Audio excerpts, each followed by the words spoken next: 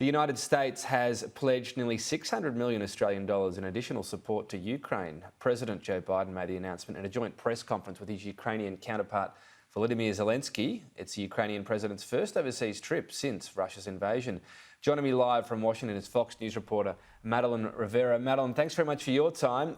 Fascinating development, of course. We've seen Volodymyr Zelensky stay in Ukraine despite the danger, so it took a lot for him to leave. What's he hoping to achieve over there?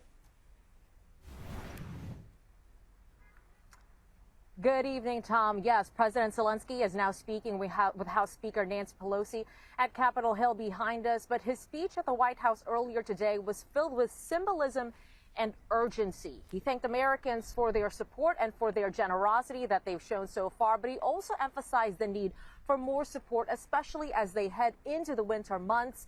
Russia has stepped up its attacks against Ukraine, targeting critical infrastructure. President Biden putting it this way: Russia is using winter as a weapon.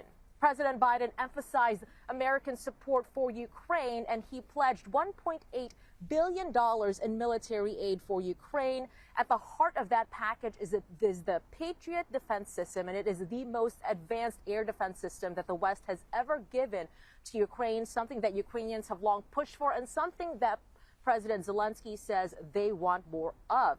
Despite President Biden's insistence that the Americans are going to continue to stand by Ukraine, there is some real concern and there are some questions as to how long that financial support will continue, because there is a changing tide in Congress. Republicans are set to take over the House, which is the lower chamber of Congress, our legislative branch here in the United States. And some Republicans have mentioned that they are skeptical about providing more aid for Ukraine.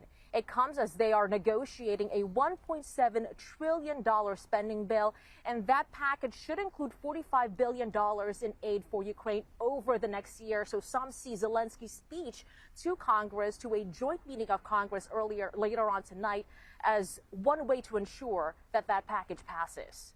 Tom? So trying to shore up that support. I guess the other aspect, this is increasingly becoming a war about munitions, and there is some concern about the extent to which NATO stocks might be depleted in continuing to support Ukraine. Did we hear anything about that?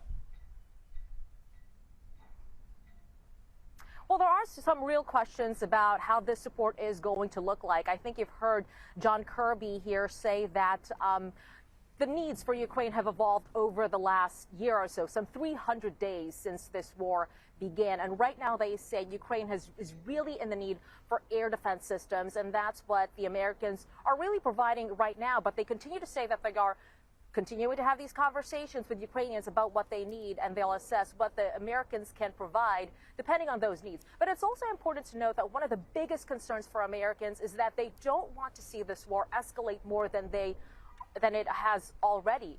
And so what you're seeing here is Ukrainians, they want long-range defense system, offensive systems, military systems, and yet the Americans say they don't really want to provide some of those long-range aggressive systems because, again, they don't want this to escalate more than it already has. So these conversations are going to continue. They're going to continue to assess what Ukrainians need. But as of right now, President Biden says the Americans are not wavering in their support for the country and for President Zelensky.